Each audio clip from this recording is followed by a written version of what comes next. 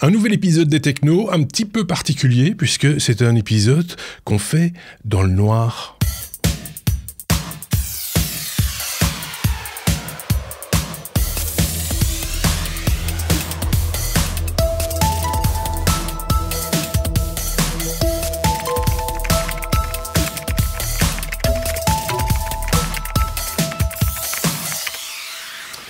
Et pourquoi dans le noir, me direz-vous ? Simplement parce que on a décidé durant l'été de ne pas se montrer, parce que il y a la trace du maillot, parce qu'il y a le coup de soleil, parce qu'il y a aussi les tenues un petit peu légères, avec ces grandes chaleurs, si je puis dire, qui nous obligent un peu à rester dans l'ombre, si ça ne vous dérange pas, durant l'été. Un épisode toutes les 2 semaines, c'est ce qu'on s'est promis de vous proposer jusqu'à la rentrée de septembre, avec ici le premier épisode de cette série estivale, le 454e, avec Xavier qui est là avec nous. Salut Xavier. Salut Marc. Et puis Sébastien est là également. Bonjour Marc, bonjour Xavier. Ça leur fait tout drôle de pas se voir. Enfin si, nous on se voit, mais tout d'un coup, on a changé d'outil d'enregistrement, qui sont tous perdus. Ceci dit, je suis tout perdu aussi. Donc voilà, ça va bien se passer, ne vous inquiétez pas. Faut avouer, Marc, c'est la première fois en plus de 10 ans de techno qu'on fait un enregistrement tous à poil. Oui. Donc c'est vrai que c'est un peu bizarre. C'est très très particulier, parce que je ne savais pas que Xavier était jaune partout, par contre. Oui, parce que nous on a l'image, les auditeurs pas.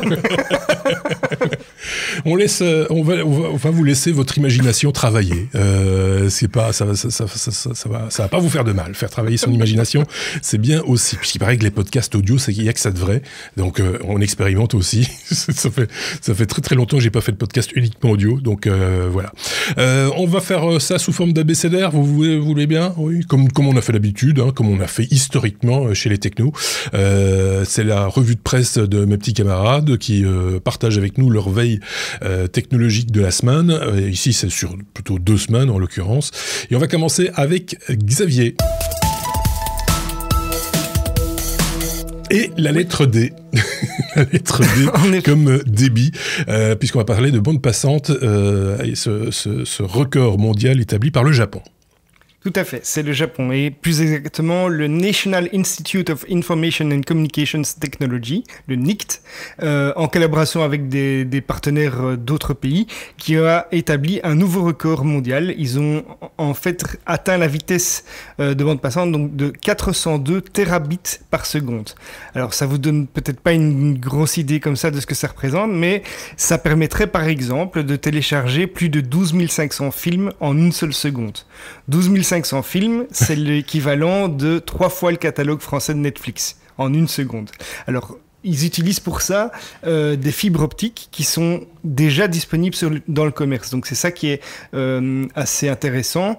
Et pour y arriver, ils ont utilisé des technologies. Alors, il y a plusieurs technologies. Il y a tout d'abord, ils ont travaillé sur la largeur de la bande optique.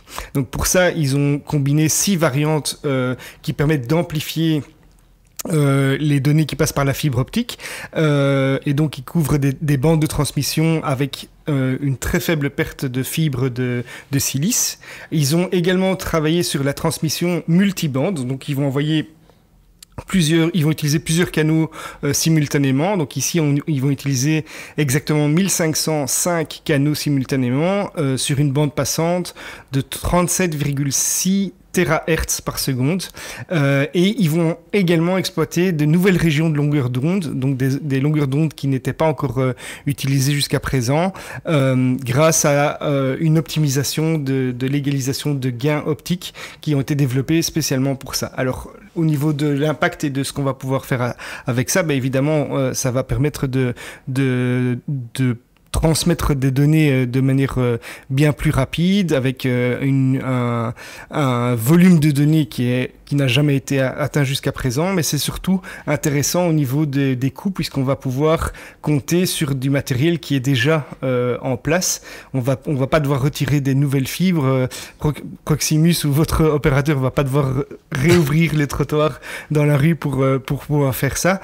Et le petit bémol, c'est que même si on arrive à atteindre ces débits avec cette fibre, il va quand même falloir encore développer les appareils qui sont capables de supporter ça, puisque aujourd'hui, votre PC n'est pas encore capable de stocker une telle capacité de données, même si le fournisseur d'accès Internet vous donnait cette vitesse-là. Le Wi-Fi ne va pas à cette vitesse, les disques durs, la mémoire qu'on a dans nos ordinateurs ne permettent pas encore ça, donc même sur les serveurs, c'est pas encore le cas, donc c'est vraiment une vitesse qui est vraiment impressionnante et qui c'est plus certainement une démonstration c'est parce qu'effectivement il n'y a rien qui va autour, il n'y a pas d'écosystème pour gérer une telle quantité de données. Ceci étant dit, ça peut avoir du sens quand on envoie des données par exemple d'un pays entier, des billets Internet à distance, forcément à distance, c'est pas juste à côté de soi, mais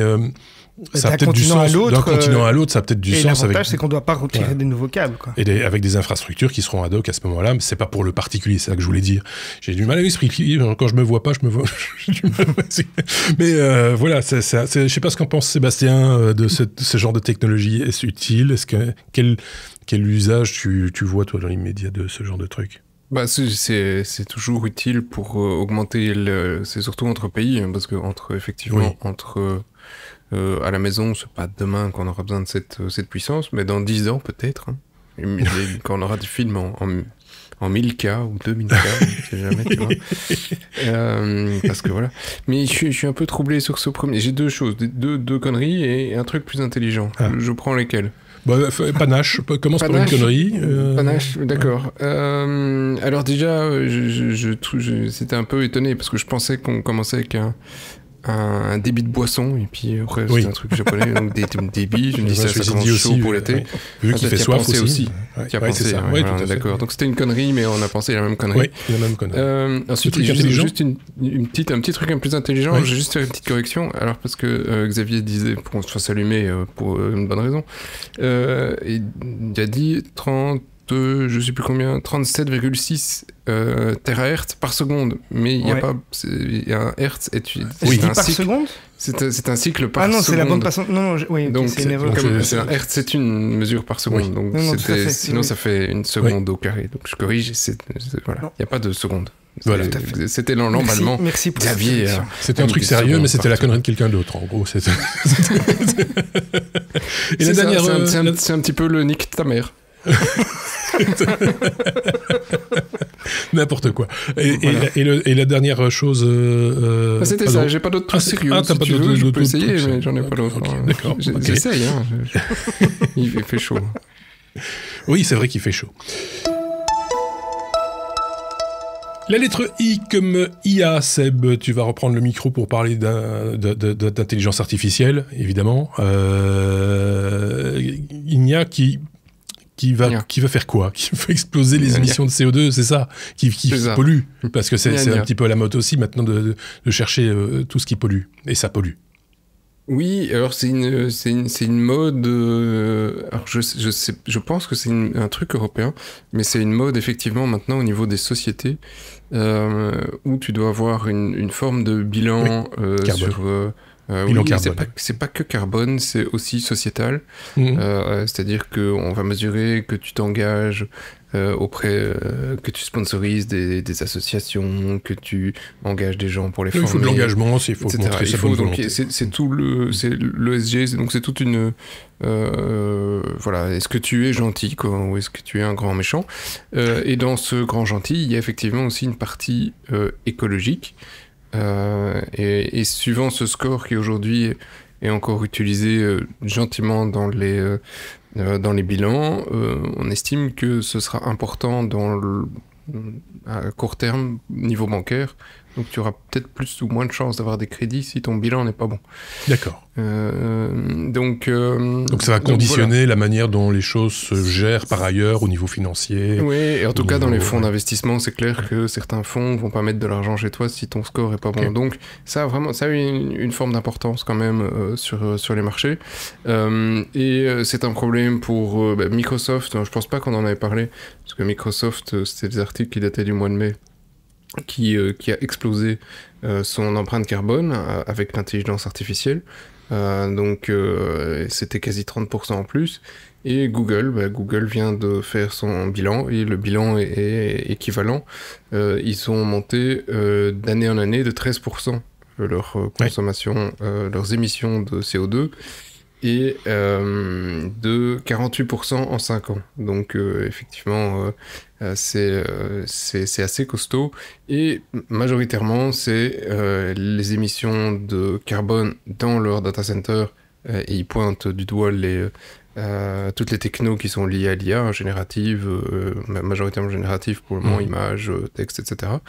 Donc l'utilisation dans leur data center et aussi le matériel qu'ils ont dû acheter qui est pas des trucs très simples. Donc toute la production de ce qu'ils achètent.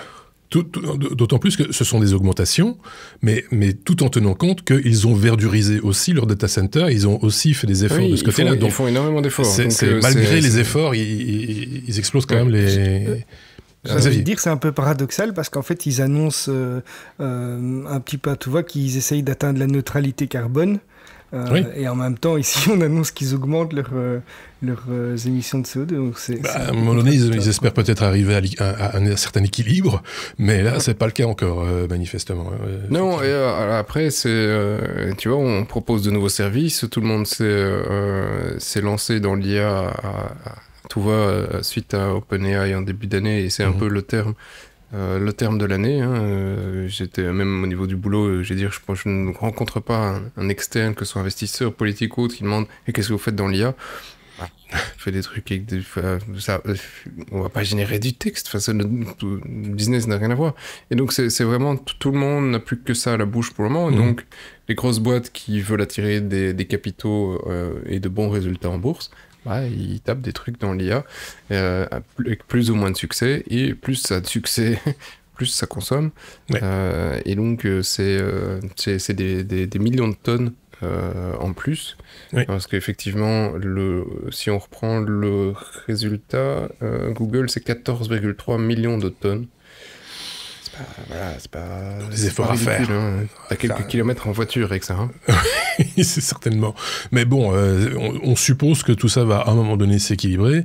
Et puis à un moment donné, on va un petit peu se calmer sur l'intelligence artificielle aussi. C'est encore fort le début, je pense, au niveau de la consommation. Oui, parce que c'est très peu utilisé. Je n'ai pas parlé de l'échéance, je dis un jour. Oui, mais ils auront augmenté de combien d'ici là? Alors moi, je suis plus...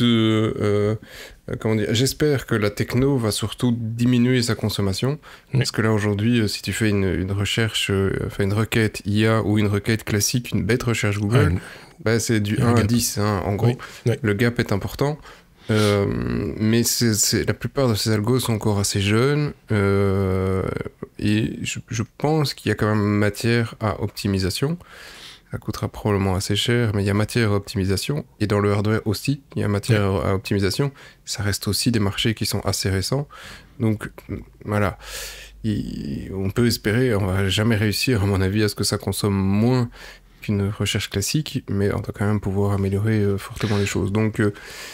En relocalisant les requêtes d'intelligence artificielle chez l'utilisateur, on voit ça de plus en plus, des boîtes qui font de l'IA et qui disent notre modèle, à un moment donné, va être portable.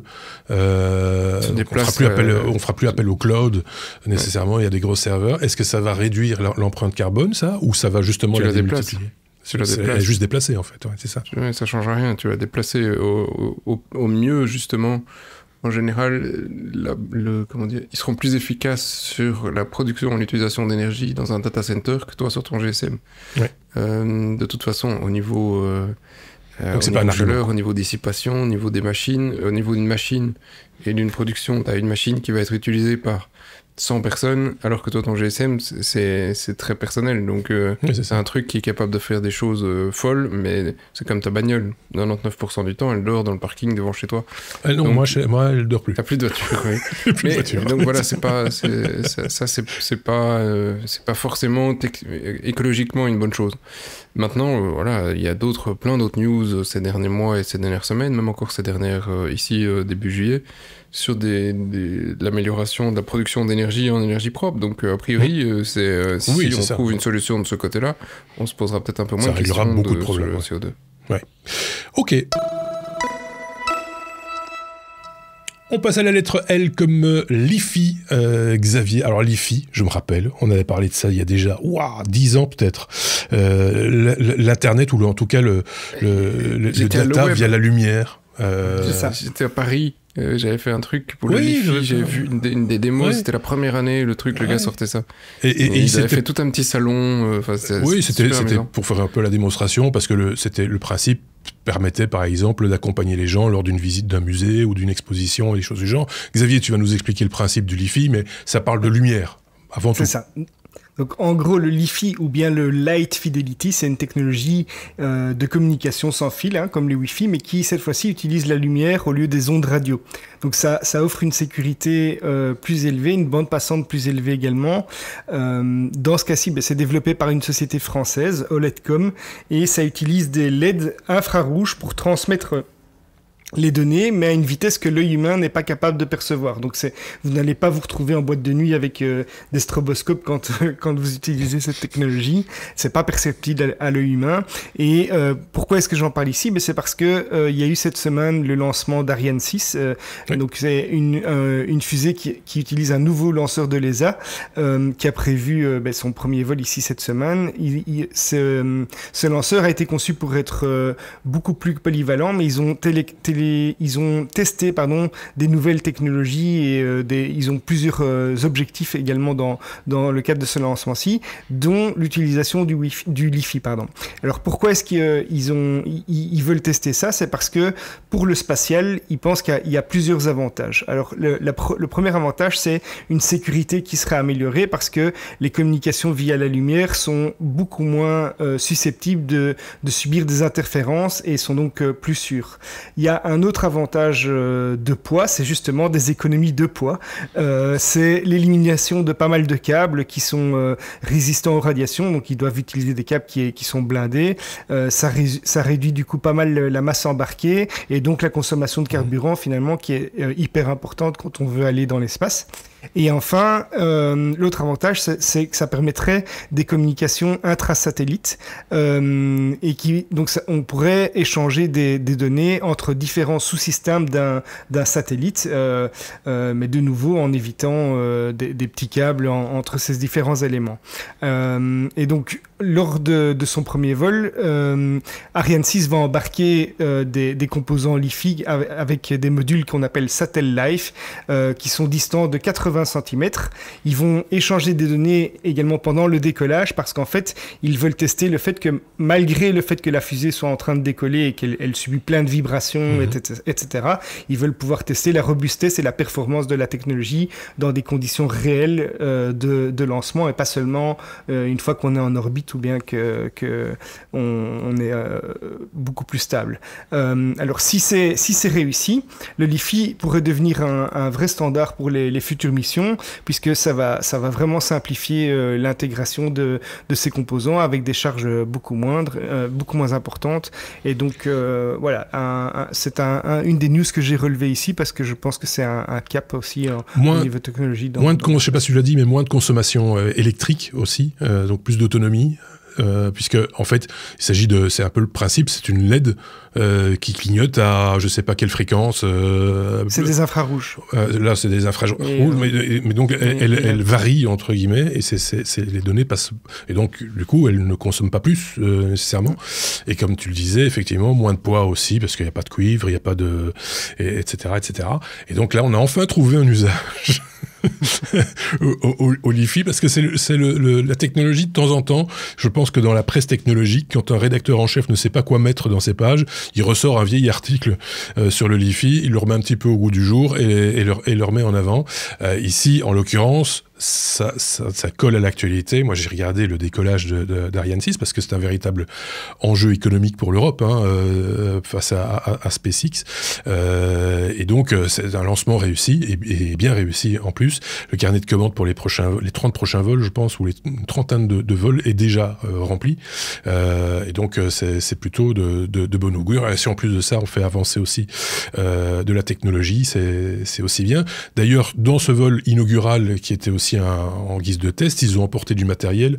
Et pour la première fois à l'ESA, ils ont emporté du matériel d'étudiants d'une école qui a mis au point différents systèmes. Alors, je ne sais plus exactement lesquels, mais je trouvais ça assez bien que l'ESA, à l'instar de la NASA, prête du temps et de l'énergie et de la place dans la coiffe de la fusée pour envoyer du matériel dans l'espace. Une des autres particularités d'Ariane 6, tant qu'on est dans le sujet, en fait, c'est que Ariane 6 va être capable de réallumer son moteur. Donc c'est là un moteur qui s'appelle Vinci, et en fait l'intérêt de ça, c'est qu'ils vont pouvoir placer des charges utiles sur différentes orbites. Donc il y a vraiment plusieurs exploits qui ont été atteints avec le lancement de cette fusée. Et en plus, elle est modulable. Ils peuvent envoyer des charges moyennes à lourdes.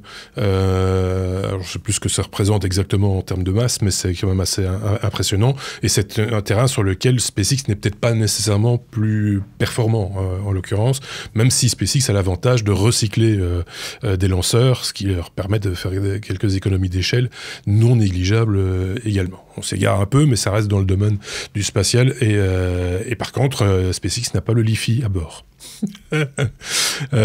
Seb, un truc drôle ou intelligent? Du tout. Et alors, ce que j'adore avec le nouveau format, c'est qu'on s'en fout, je peux prendre des notes, personne ne regarde ce que je fais. C'est génial. T'aurais pu le faire aussi quand on filmait, c'était pas interdit. C'est moins discret, tu vois. Et si je fais une petite note. Alors, il y a 2-3 petits trucs en plus sur Ariane. C'est la première fois aussi qu'ils font une fusée à plat, c'est intéressant. Donc, ils la montent à plat. Et puis il la soulève, ce qui apparemment a de grands avantages niveau économique et rapidité sur le truc. Et mais il faut des techniciens moins grands. Oui. C'est vrai que c'est... Ah ouais, si tu fais un concours d'Amérique du Sud.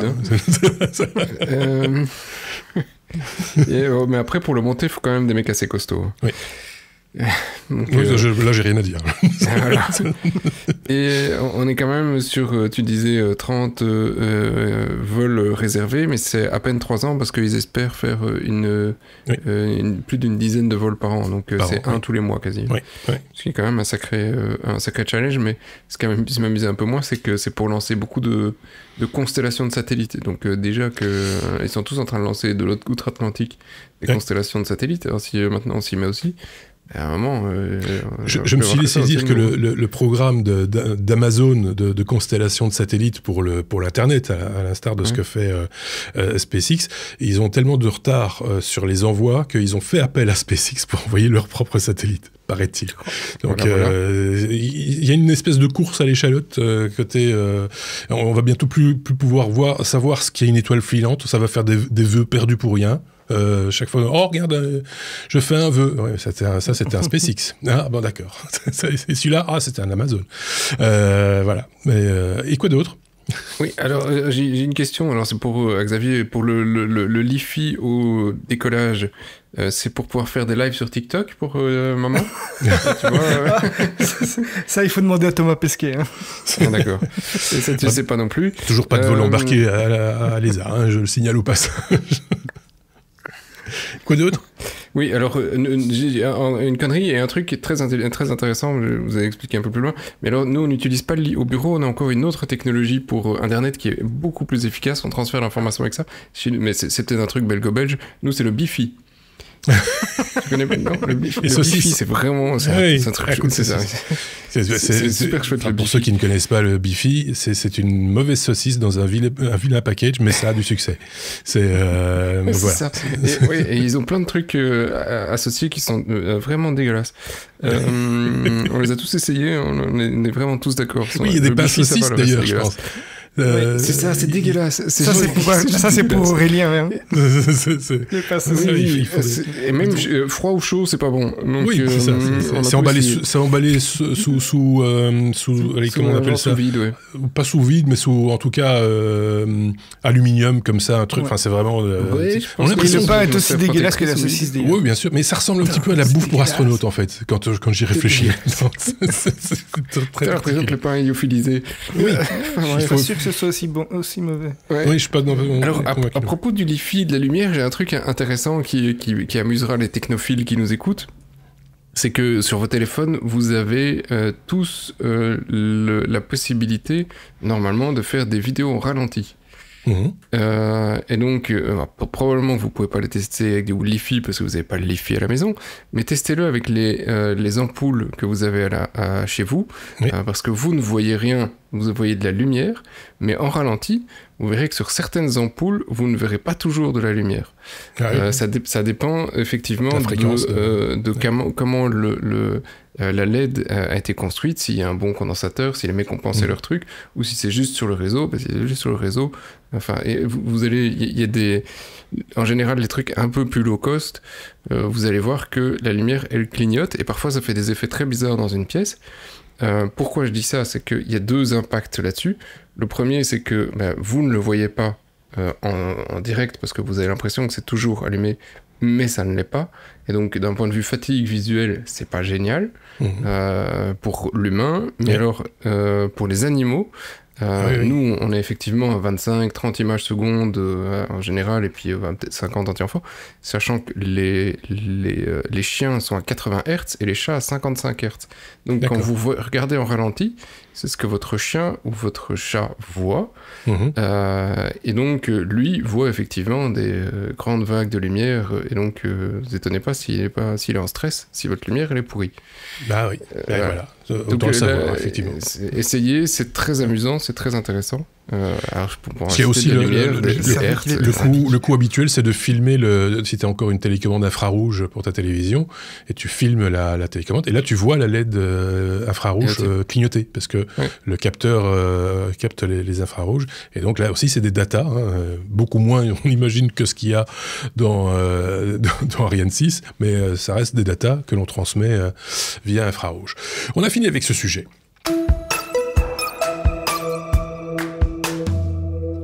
Et on passe à la lettre M comme Marc, parce que c'est moi qui fais le sujet. Ce sujet, c'est aussi M comme Moshi. Vous savez ce que ça veut dire, Moshi? C'est du japonais. Vous savez pas? Moshi. Moshi, ça veut dire allô. Allô. C'est ça que ça veut dire. C'est ça que ça veut dire, Moshi. Je ressors mes petites notes parce que Moshi, c'est une intelligence artificielle française, messieurs, dames. C'est pas n'importe quoi. Et elle serait plus rapide que ChatGPT, paraît-il. Alors, il s'agit d'une entreprise française qui s'appelle Kyuntai. C'est aussi du japonais. Je sais pas pourquoi ils sont très japonais dans cette boîte. Ça veut dire sphère en japonais. C'est une boîte qui est dirigée par un certain Patrick Pérez, qui n'a que 6 mois d'existence et qui fait déjà parler d'elle et qui n'est composée que d'une équipe de 8 personnes. C'est pas beaucoup. C'est un laboratoire de recherche en intelligence artificielle qui a donc été fondé fin de l'année dernière et soutenu par, entre autres, Xavier Niel, Free, évidemment, et Free Mobile. Rudolf Saadé, on le connaît très peu dans le milieu tech, c'est un milliardaire franco-libanais qui est dirigeant du groupe CMA-CGM, c'est un des leaders mondiaux du transport et de logistique. Et puis un certain Eric Schmidt. C'est un nom qu'on citait souvent quand on parlait de Google à une époque. Il était également présent en tout cas, il soutient cette activité. Alors mercredi passé, c'était le 3 juillet, c'est mercredi passé, oui, c'était la semaine dernière, donc il y a eu une conférence de presse assez importante pour montrer ce que Moshi, le produit donc phare de l'entreprise française Quatai, Moshi était capable de faire. C'est une voix, c'est comment on appelle ça, une IA conversationnelle. La voix est celle d'une comédienne qui a enregistré plus de 20 heures de texte. Et Moshi est donc capable, sur base de ces 20 heures de texte, de voix, de tonalité, etc., de reproduire 70 tonalités différentes. Tu peux par exemple chuchoter. Il paraît qu'elle peut faire des accents pour faire des blagues, par exemple. Elle peut faire des accents. Et plein de choses comme ça. Par exemple, elle peut parler avec l'accent belge. Pour l'instant, elle parle que en anglais. Il fallait bien commencer par quelque chose d'un peu international. Donc elle ne parle et elle ne comprend que l'anglais pour l'instant. C'est un prototype expérimental qui était présenté, mais paraît-il très prometteur, parce que Moshi répond très vite. C'est-à-dire que quand vous lui posez une question oralement, elle répond en 160 millisecondes, ce qui est très rapide, parce que même l'humain, des fois, répond pas aussi vite. C'est d'ailleurs très perturbant, c'est une conversation très fluide, paraît-il, mais en même temps, c'est très perturbant parce que elle a tendance à couper la parole. C'est-à-dire qu'elle est tellement rapide que quand t'as pas fini ta phrase, elle commence déjà à te répondre. Et pourquoi ? Parce que les autres IA conversationnels fonctionnent sur un principe assez basique qui est de faire du voice to text, c'est-à-dire on va d'abord décoder la voix pour en faire un texte, et à partir de là, le langage, le large language model va le traduire en quelque sorte, formuler la réponse et le retransmettre en audio. Et ici, Moshi, qu'est-ce qu'il fait ou qu'est-ce qu'elle fait ? Je ne sais pas si c'est une fille ou un garçon. Normalement, c'est une fille parce que la voix, c'est une comédienne, donc j'imagine que c'est une fille. Voilà. Eh bien, ce que fait leur système, c'est qu'ils analysent directement l'audio. En fait, ils ont un algorithme qui va directement analyser les fréquences audio et va directement les convertir et commence déjà à travailler alors que vous n'avez pas encore terminé votre phrase. Vous êtes en train de parler, elle est déjà en train de préparer sa réponse, ce qui lui donne une certaine vélocité. C'est assez impressionnant. Alors, autour de Moshi, c'est l'application phare, je l'ai dit, mais il y a également d'autres applications qui ont été présentées en même temps. Mimi, c'est du japonais aussi, ça veut dire oreille. Mimi, c'est justement ce nouveau codec de compression audio qui a été imaginé par cette équipe toujours de 8 personnes, et toujours en 6 mois, parce qu'évidemment il leur fallait un modèle de compression, un codec de compression qui soit maison. Et alors il y a un autre outil qui est quand même fort important, c'est le watermarking, c'est-à-dire que tout ce qui va sortir en audio sera frappé, marqué en quelque sorte, pour des raisons de sécurité, parce que ce qu'il faut vous dire aussi, et ça a été démontré également, c'est que Moshi, dès le moment où elle vous parle, où vous lui parlez, en 7 secondes, elle est capable déjà de reproduire votre voix, de cloner votre voix. Ils ont fait la démonstration avec Xavier Niel, un peu discuté avec Xavier Niel, et l'instant après, 7 secondes, ça suffisait, et elle parlait avec la voix de Xavier Niel. Ce qui est quand même assez impressionnant. Alors, évidemment, c'est toujours, je vous l'ai dit, pour l'instant, de l'ordre du prototype, mais c'est déjà très prometteur si ça continue à tenir la route comme ça, parce que pour l'instant, ChatGPT a encore différé le lancement de son IA conversationnelle en audio. Donc pour l'instant, on ne sait pas comment elle fonctionne et si elle sera aussi véloce, on va dire, que Moshi.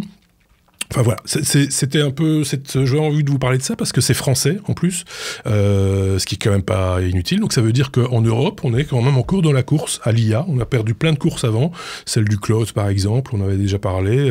Mais ici, l'IA, manifestement, on a des ingénieurs et des gens avec suffisamment d'imagination que pour imaginer, justement, c'est le cas de le dire, des modèles qui sont un peu différents de ce qu'on a l'habitude d'entendre ou de voir. Qu'est-ce que vous en pensez, les amis ? Mais écoute, c'est, je dirais, une de plus à voir. Moi, je suis impatient de tester. On n'est pas encore capable de tester ça pour le moment. Je crois qu'il doit y avoir un lien. Il va y avoir un lien et il faut s'inscrire, je pense, pour pouvoir avoir accès et tester en quelques secondes maximum, dans un premier temps. J'ai vu que ça allait être open source. Ils vont tester le modèle open source apparemment. Alors il y a une volonté, et j'en parlais là tantôt justement par rapport, justement, c'était un peu ma question était orientée quand on a parlé d'intelligence artificielle là tantôt, parce qu'effectivement ils ont aussi l'ambition d'aller sur les portables, c'est-à-dire que de porter leur modèle sur le mobile en autonomie, donc avec uniquement les ressources de la machine. Ils ont déjà apparemment au niveau expérimental une solution qui tourne sur les processeurs M2, si je ne dis pas de bêtises, d'Apple, donc les nouveaux processeurs, les processeurs récents, on va dire, de la gamme Apple. Mais évidemment, on n'y a pas accès pour l'instant. Tout ça, c'est toujours très beau quand on vous le présente comme ça en conférence de presse. Mais on attend de pouvoir y toucher soi-même, évidemment. Mais je trouve ça assez excitant. Je ne sais pas ce qu'en pense Sébastien. Moi, j'ai regardé le profil du CEO, parce qu'effectivement, tu as insisté plusieurs fois sur 8 personnes. Le gars n'est pas non plus il est pas tout jeune, il est pas très vieux non plus. Attention à ce que tu vas dire. C'est ça. C'est pas un débutant, il a quand même déjà quelques années de carrière. Oui, mais je n'ai pas dit que c'était des débutants. Donc, ils sont pas sortis de l'école. Il a eu un degré en mathématiques appliquées qu'il a eu en 1990. Donc voilà, il a été chercheur chez Microsoft, il est passé chez Technicolor et chez Valeo. Valeo, une boîte que je connaissais pas, mais où en fait il travaillait déjà sur des outils d'intelligence artificielle, Mais là, c'est sur tout ce qui est automobile. Oui, c'est l'accessoiriste automobile Valeo. Oui. Ouais. C'est très connu. Et lui est son leader sur ce marché. Lui était dans la partie intelligence artificielle. D'accord. Donc, voilà, il n'est pas tombé loin non, de l'arbre. Il n'est pas né de la dernière pluie. Hein, mais le travail qu'ils ont fourni en seulement 6 mois, avec toutes les compétences acquises par ailleurs, mais 6 mois de boulot pour arriver déjà à un résultat qui est manifestement montrable et qu'on peut... Voilà, parce que j'imagine que là, ils cherchent des fonds. Modèle. Et c'est apparemment un excellent mathématicien. Donc, voilà. Et qui s'est entouré. À suivre, comme on dit dans ces cas-là, j'ai envie de vous dire. Il y a un tout petit détail, c'est que tu disais au moment où il te répond vite, mais c'est pas seulement sur la manière dont il fait la reconnaissance du texte, c'est parce que aussi pendant que tu fais la reconnaissance de texte, il essaye de prédire ce que tu vas dire. Oui. Donc il va plus loin que juste écouter. Il dit déjà, je sais ce que tu vas dire.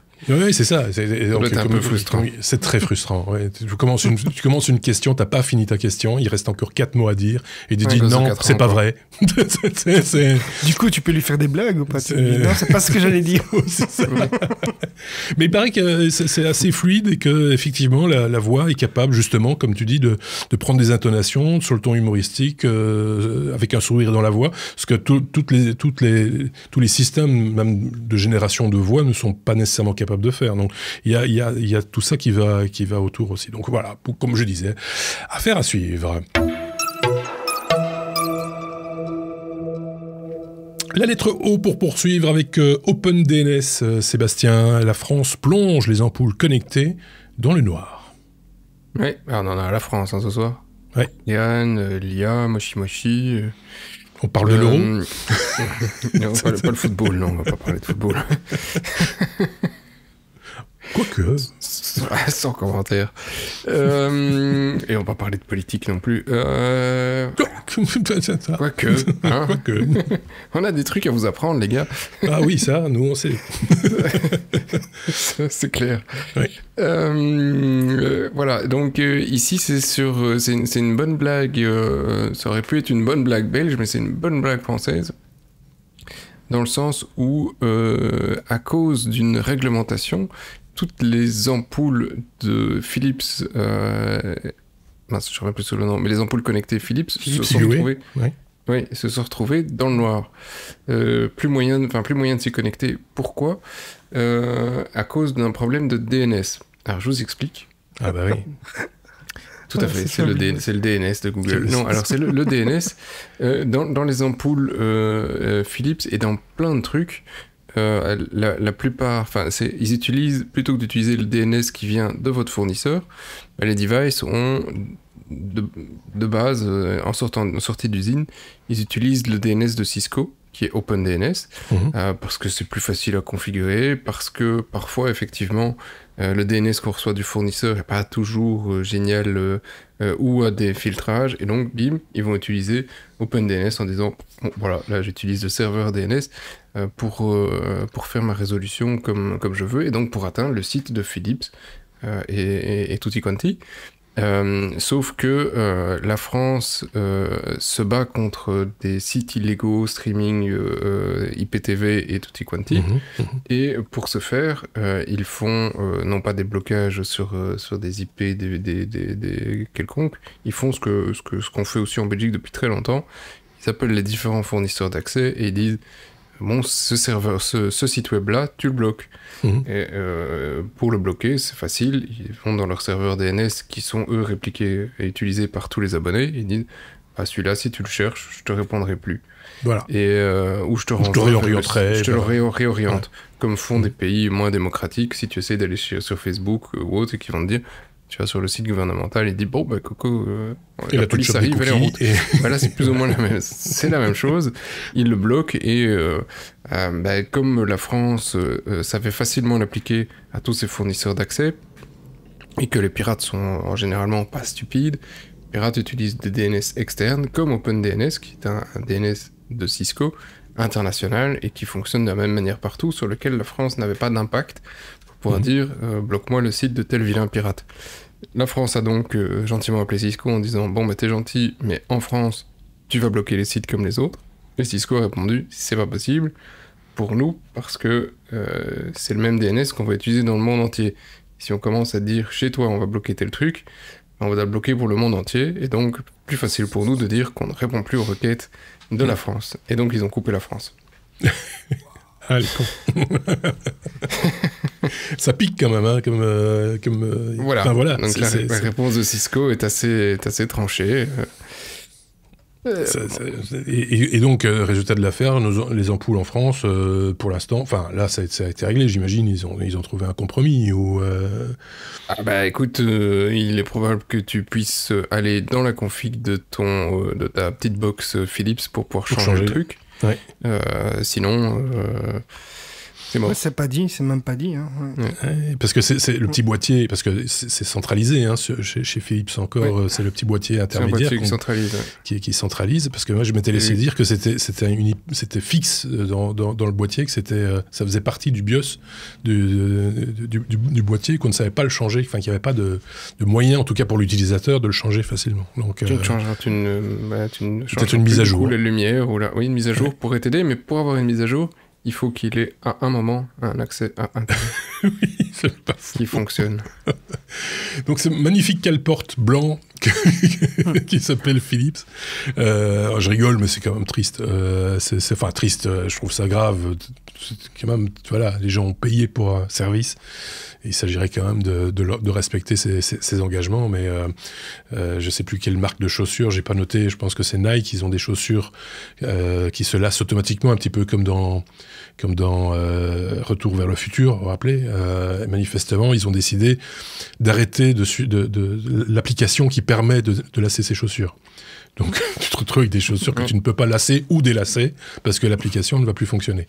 Ce qui est quand même un petit peu ballot. Je crois que tu peux le faire encore via un bouton sur la chaussure. Oui, mais il faut se baisser. Ouais, c'est ça. Et je suis pas sûr qu'on ait encore l'habitude de se baisser quand on a ce genre de chaussures. Mais bref, voilà, c'est le même genre de principe. Pour le truc de Philips, tu peux vraiment changer les settings sur le truc, c'est pas bloqué. Donc, désolé de vous avoir fait peur. c'est pas forcément évident pour Madame Pichemou, donc ce sera pas si facile. Ouais.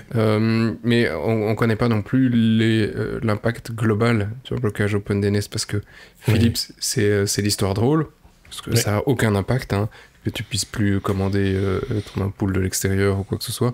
Ça a assez peu d'impact finalement. Tu as toujours en général ton bouton, ton interrupteur dans le mur pour l'allumer et l'éteindre.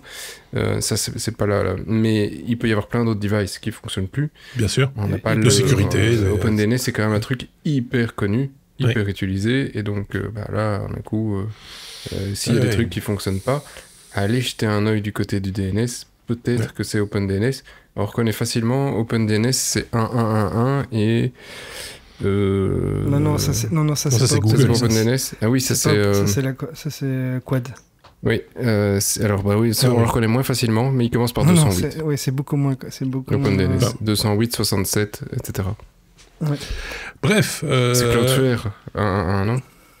Je sais pas. Je sais plus. J'ai su ça, mais je ne sais plus. Google, c'est 8888. C'était ça, Google. Oui, 888. Je savais que c'était 4 fois le même. C'est 208, 67, 222, 222 pour le premier. Ouais. Donc si ça commence par 208, vous arrêtez. Ouais, 208, 67. Et l'autre, c'est 220, 220. Et vous pouvez mettre 1111 ou 8888. On a perdu tout le monde. Mais oui. Mon numéro de téléphone. Deux petites réactions par rapport à ça. Moi, je suis déjà étonné qu'ils aient mis ça en place et que le système se base sur OpenDNS exclusivement parce que y a plein de sociétés ou de logiciels qui peuvent bloquer des systèmes et empêcher qu'ils utilisent des DNS externes pour filtrer justement l'utilisation de DNS choisi par la société. Ça, c'est une première chose. Et dans l'IoT, ça m'étonne un petit peu. C'est du résidentiel. Je pense que c'est pas de l'entreprise. Oui, mais du coup, ça veut dire que ces appareils-là ne pouvaient pas être utilisés en tout cas dans certaines entreprises. Bon, ça c'est une première chose, même si l'impact est pas énorme. La deuxième chose, c'est par rapport à OpenDNS. Il n'y a pas un impact que pour l'IoT, bien entendu, parce qu'en fait, OpenDNS est notamment utilisé pour contourner certaines sécurités, mais c'est aussi pour en mettre. C'est-à-dire qu'il y a par exemple une version familiale d'OpenDNS qui permet de filtrer tout ce qui est contenu adulte, tout ce qui est site avec des malwares, du phishing, etc. Et il y a des écoles, par exemple, ou des entreprises qui utilisent ça pour filtrer le contenu auquel les entreprises ou les personnes au sein de leur réseau se connectent. Donc oui, il y a quand même un impact. Bon, heureusement, il y a des alternatives, mais il y a peut-être tout un tas de personnes qui ne s'y connaissent pas spécialement en informatique et qui se retrouvent sans connexion du jour au lendemain, effectivement, quoi. Bon, si ça vous arrive chez vous, hein, si vous êtes client et que vous n'arrivez plus à allumer la lumière ou à l'éteindre, c'est selon, n'hésitez pas à nous le faire savoir et nous expliquer quelle est votre solution de contournement. De toute façon, ils n'ont plus Internet non plus. Donc, je vous écoute plus.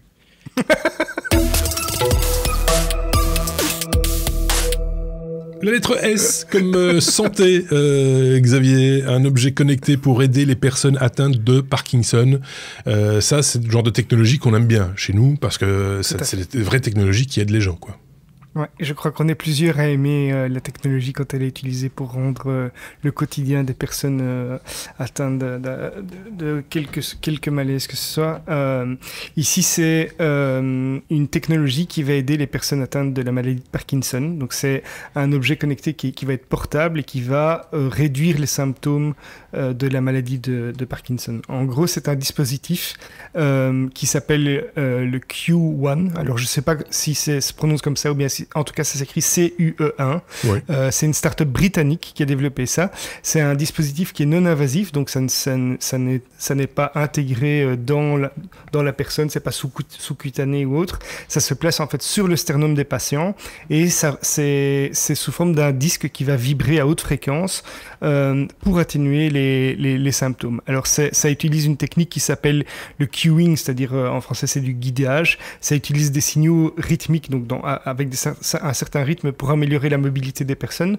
Actuellement, il y aurait 3300 patients au Royaume-Uni qui utilisent le dispositif. Et en fait, l'origine de ça, c'est parce qu'ils ont remarqué que les stimulations auditives, visuelles ou bien physiques rythmées sont connues pour aider les patients atteints de Parkinson. Et donc, ça a inspiré des études, des observations, des recherches et ils ont montré que ces stimulations peuvent améliorer la marche, mais aussi réduire le phénomène de freezing, c'est-à-dire c'est quand la personne marche et qu'elle reste avec les pieds collés au sol. Alors il y a d'autres avancées avec des progrès en neuroprothèse, en robotique qui offrent d'autres perspectives là-dessus. J'ai partagé un lien, si on les retrouvera peut-être, je sais pas si on mettra les liens sur notre site, les technos, mais où il y a une vidéo où on voit vraiment la différence avec une personne qui marche sans et avec ça, où elle est quasiment autonome pour marcher alors qu'il fallait quelqu'un à côté pour lui éviter de tomber, etc., ou lui permettre d'avancer.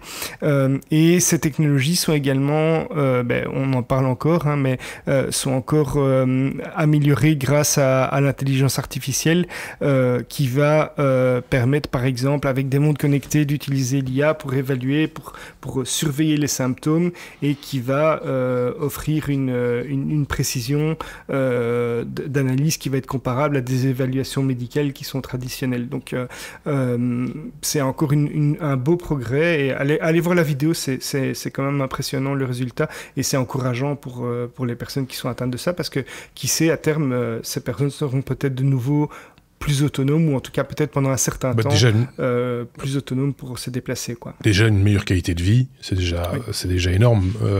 Et plus on va vers ça, mieux c'est évidemment. Oui, comme toujours, hein, on met les liens des sources de ce dont on parle dans la description du podcast. Ce sera sur YouTube aussi parce que bien qu'en étant en audio, on sera également toujours sur notre chaîne YouTube et sur notre site, tu l'as dit, lestechno.be. Sébastien, un truc à rajouter? Oui, ou pardon. Pas grave. Ça me rappelle une news dont j'avais parlé il y a quelques années déjà dans un épisode, avec une cuillère qui s'auto-balançait pour éviter justement, pour compenser les mouvements de quelqu'un qui a Parkinson et pour l'aider à manger sans tout renverser. Et c'était aussi, voilà, ça existe, ce genre de technologie. C'est une solution simple mais très efficace qui permettait aux gens, là aussi, de récupérer de l'autonomie. Sébastien? Oui, d'ailleurs, on devrait avoir le même genre de cuillère pour les enfants. C'est quand même pas toujours évident non plus. Non, je trouve le truc génial, mais pour les enfants, c'est amusant. Là, une petite anecdote, quand tu vois les cuillères qu'on fait sur ton truc de cuillère, en général, c'est des trucs qui sont disproportionnés par rapport à la taille de leurs bras. Quand tu prends les baies de cuillère, tu regardes leurs bras, c'est comme si tu avais une cuillère de la taille de ton avant-bras. Oui, comme si tu avais... quand même assez costaud quand même pour mettre une énorme louche. C'est ça. Si tu dois manger à la louche. Donc c'est... Question précision, c'est pas si évident. Pour nourrir quelqu'un d'autre, à la rigueur, ça peut se faire, mais pour se nourrir soi-même, c'est plus compliqué, effectivement. C'est chaud, oui. Non, pour le reste, j'ai pas de conneries à dire sur ce genre de sujet. C'est top, en tout cas. Voilà, ça, on peut le dire. La lettre S encore, et pour clôturer cet épisode 454 avec Sébastien, pour parler de Sony, la marque Nippon qui sonne la fin des DVD-R et des Blu-ray R, ça existe? Oui, t'as des Blu-ray réenregistrés, des BDR-LDL, BRE, des BDR XL et BDR XL. D'accord, oui, je sais pas. Ah bon, ok. Et donc c'est fini. Revenir. C'est fini. Et alors, je me rends compte qu'en fait, on a fait des articles quasi que sur la France ou le Japon. On aurait dû faire attention et avoir des articles sur la France et l'Espagne. Moi, j'ai fait un article sur la France et avec du Japon dedans. Et le Japon, oui, il y a un truc. C'est à croire que le Japon faisait partie de l'euro et tu vois, on a fait un truc vraiment dans l'actu. Sony, effectivement, a mis un terme, en fait, a annoncé qu'il mettait un terme, soyons plus précis, à la production de tout ce qui était DVD et Blu-ray pour le stockage. Et c'est pour tout le monde. Pro, particulier, tutti quanti. Il y a juste pour l'industrie cinématographique, bon là, ok, on va... les gros industriels, on va continuer à en produire pour eux, parce qu'eux, ils vont payer cher, mais les autres, on ne le fait plus parce que ce n'est plus rentable du tout. Alors, c'est vrai que si je vous pose la question, quand est-ce que vous avez acheté un DVD ou un Blu-ray réinscriptible ou enregistrable, chacun, ça fait longtemps. Donc, je ne suis même pas sûr que c'était cette décennie. Non, j'étais en train de réfléchir parce que j'ai encore un bulk, tu vois, parce qu'on les achetait en galettes, et j'ai encore le support avec quelques unités qui sont restées au fond, que je déplace d'une boîte à une autre. De trucs. Oui, c'est ça. Et que je déplace d'une boîte à une autre chaque fois que je déménage un bureau, et je me demande ce que je fous avec ça. mais je sais pas, je me dis peut-être qu'un jour ça va avoir de la valeur. J'en sais rien. Non, parce que ça se détériore avec le temps. Bah oui. C'est ce qui est un des problèmes, effectivement, avec ce type de stockage. Ça vit assez mal l'âge. Et si vous reprenez des CD d'il y a 5-10 ans, et si c'était des trucs inscriptibles que vous avez gravés vous-même, et souvent il n'y a plus... Enfin oui, vous allez avoir des problèmes, comme sur les vieilles disquettes. Et donc, c'est annoncé, mais c'est pas encore... dans le calendrier officiel n'est pas encore là. Et donc, en gros, on tâte un peu le marché pour voir si ça réagira. Mais voilà, pour Sony, c'est plus du tout rentable, donc on arrête. On arrête les BDRE, ça c'était du 25 Go. Les BDRE DL, parce que c'était les doubles du 50 Go. Alors d'autres, comme je ne savais même pas effectivement qui existait, tu as le BDR XL qui te permettait de stocker jusqu'à 100 Go. Et le BDR XL, lui, c'était 128 Go.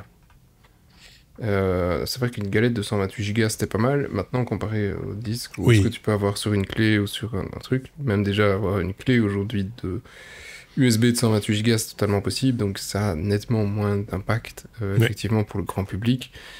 Pour la plupart, n'ont même plus de lecteur sur leur machine, encore moins sur le laptop. Donc, effectivement, c'est un format qui a fait son temps. Donc voilà, c'est la fin. Si effectivement vous voyez une opportunité, achetez-en, parce que, à mon avis, dans les technos 2040, on dira qu'Ariane 6 en a besoin et qu'on n'en trouve plus sur le marché.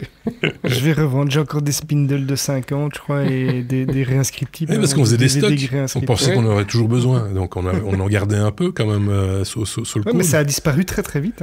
D'un coup. C'était d'un coup. Moi, je me rappelle avoir fait une blague à quelqu'un un jour en lui disant qu'il se plaignait que son graveur de DVD ne fonctionnait plus. Et je lui ai demandé s'il avait bien vidé la boîte à copeaux. Et l'instant d'après, il n'y en avait plus. Voilà. Non, c'est des technologies comme ça qui sont passées d'âge et qu'on va remiser au musée. Il faut bien remplir les musées technologiques. On avait déjà parlé des musées traitant de l'informatique où il y avait de plus en plus de pièces historiques, puisque quand on remonte même à 20 ans, il y a déjà pas mal de matériel. 20 ans, 30 ans, 40 ans, ça commence à compter en termes d'histoire de l'informatique, que ce soit en software ou en hardware. On est arrivé au bout de cet épisode. Si vieux, hein. Non, c'est vrai que c'est pas si vieux. Ici, c'est pas si vieux. Il y a à peine un peu 20 ans ou un peu plus sur ce genre de techno. Hein. Donc en 20 ans, elle est devenue totalement obsolète. Hein. Avant de rentrer au musée, il va falloir encore un petit peu attendre. Il faut toujours un petit délai. Tu vois, puis tout d'un coup, quelqu'un en ressort en disant c'était quoi ? C'était ça. Hop, et à ce moment-là, on l'encadre et on le met voilà. C'est donc la fin de cet épisode 454. J'espère que ça vous a plu, vous qui l'avez écouté, mais également vous qui l'avez enregistré. C'est un autre exercice. On n'a plus l'habitude de fonctionner comme ça de manière un peu plus, j'allais dire libérée, mais oui, on peut le dire, puisqu'on peut se mettre le doigt dans le nez, on peut faire des grimaces, on peut prendre des notes, comme Sébastien. Non, il prend des notes, il est très studieux. Il aurait déjà pu le faire avant, hein, ça m'aurait pas dérangé, mais voilà. Oui, mais avant, j'essayais de le faire discrètement, de loin. Oui. Facile. Je comprends bien. Merci Xavier, merci Sébastien. Dans 2 semaines, c'est une toute autre équipe que vous retrouverez. Je ne serai d'ailleurs moi-même pas présent. Ce sera l'autre Sébastien qui sera, si tout se passe bien, aux commandes. On se retrouvera probablement au mois d'août, hein, on ose l'imaginer, avec d'autres chroniqueurs, avant évidemment de se retrouver à la rentrée de septembre avec un tout nouveau techno, tout refait, tout beau, tout propre en septembre. Mais ça, on aura l'occasion d'en reparler. Merci à tous les deux. À bientôt.